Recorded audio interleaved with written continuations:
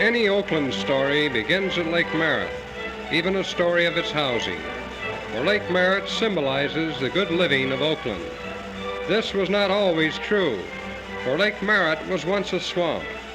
But Oakland had the courage to dream and to plan, and by a program of conservation and correction, the swamp became the pride of the city, a fine recreational center and wildlife refuge. Far-sighted planning made Oakland a major seaport, serving over 50 steamship lines. Oakland pioneered the Bay Area's first major air terminal, serving the nation and the world, and more improvements are on the way. And Oakland is a city of beautiful homes and views, a fine place for living, working, and raising children. But in Oakland's future, as in all larger cities, there is an internal threat, the cancer of housing decay. Almost in the shadow of the City Hall can be found the end result of this disease, the slum. Yes, this too is Oakland. Many of her dwellings look and are malignant, threatening the vitality of the entire community. The last federal census revealed that of Oakland's 131,000 housing units, over 15,000 were substandard. Over 3,500 were unfit for repair. Some houses were unlisted by the city and were illegally constructed. The slum does not just happen. War, depression, public apathy, inadequate laws and personnel, and other complex factors combine to create the slum. Whatever the causes, such conditions take a heavy toll in human values and vitality. Public health nurses are quick to observe substandard conditions. Faulty wiring creating danger of fire. Crowding and inadequate ventilation imperiling health and safety, weakening the fiber of the affected dweller. Basement quarters are damp, improperly ventilated, contrary to health standards. They are depressing and invite disease. Some Oakland houses have inadequate and decrepit plumbing, dangerous to health. Some have no inside sanitary facilities. Every form of housing decay is found in the slum. Rickety railings or steps, faulty plumbing, unvented stoves, poor lighting, many families jammed into single-family units. All of these, when concentrated, spell slum. Such conditions destroy neighborhoods, for no incentive remains to stimulate neighborhood pride or spirit. Decay and filth take over. But the decay is not self-contained. Like a cancer, it feeds upon and drains the economy and vitality of the entire city. Slums are a costly breeding ground for crime, juvenile delinquency, fire, and disease. The taxpayers in the good areas of the city pay for the slum. Decay of moral and spiritual values cannot be measured in dollars and cents, but taxes can. 35% of the population lives in substandard housing. They provide only 6% of local taxes. They consume about 1/2 of every local tax dollar. To break it down, slums account for the following: 35% of the fires, 45% of the major crimes, 55% of juvenile delinquency, 50% of arrests, a major portion of public health and hospital costs, for example, 60% of the TB victims alone. Oakland City Council has acted. It has adopted a program of conservation and rehabilitation of neighborhoods to prevent the spread of deterioration. The program is supported by an active Citizens Committee for Urban Renewal and other civic groups. It is a community program based upon free enterprise, cooperation, and the upgrading of older neighborhoods, which if let go are doomed to decay. The council selected the Clinton Park neighborhood as the first project area. A remodeled old house was moved onto city property in the area to serve as project headquarters. Clinton Park is a high-value area of fine old homes, but there is spot blight foretelling general deterioration. Once fine structures, some old houses, now crowded with many families, show lack of proper maintenance. Such neglect breeds neglect. Yet attractive bungalows indicate confidence and pride in home. But nearby neglect depresses all values.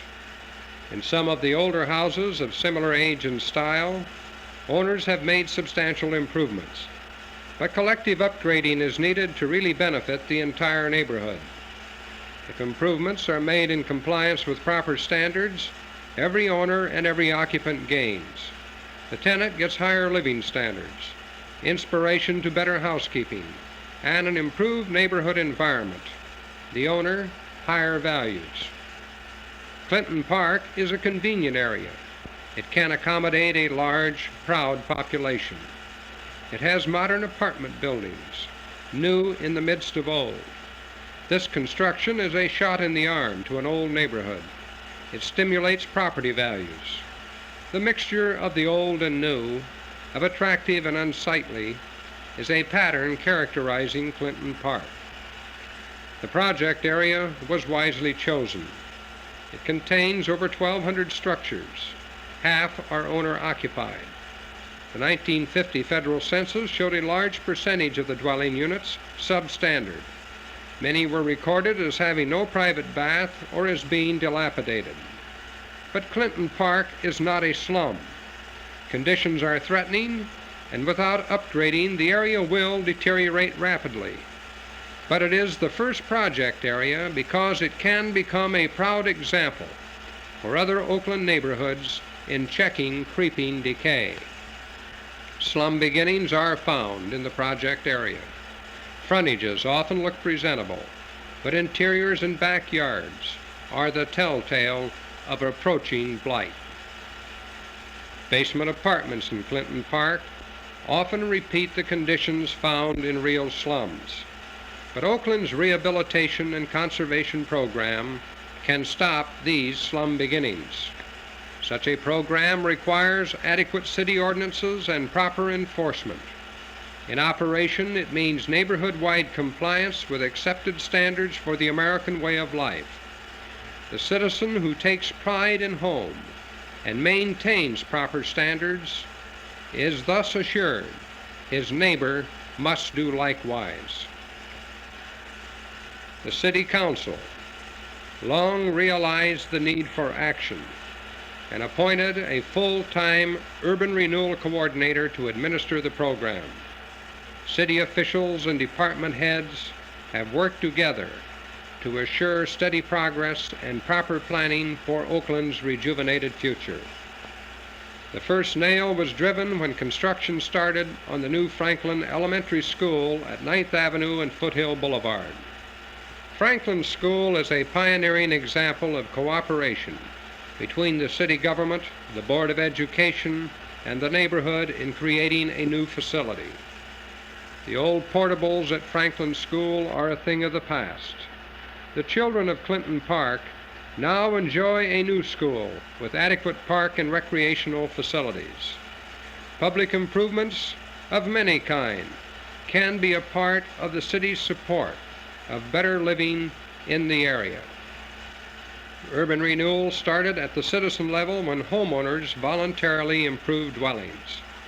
This required a judgment by the owner as to whether the structure could be brought economically up to proper housing standards. The urban renewal representative, the contractor, and the nonprofit Oakland Renewal Foundation all may aid the homeowner in guarding against unnecessary and wasteful improvements which may not meet requirements. New construction in the area is also urban renewal in action. High housing standards and freshened neighborhoods mean better living and a better environment for families, children, and future generations. Urban renewal is a program for all of Oakland. It can and it will revitalize our city's life and values. Oakland's rich heritage, a heritage of beauty, of good living, can prevail through community endeavor and cooperation. A city, after all, is more than public buildings, beautiful plazas, wide streets, and traffic. A city is the manifestation of the needs of people. The challenge is the fulfilling of human needs and values. Our story ends as it began, with Lake Merritt. Lake Merritt is living proof that the city's bold and imaginative program can work in the Oakland tradition. Urban renewal can bring a new birth for our city, Oakland.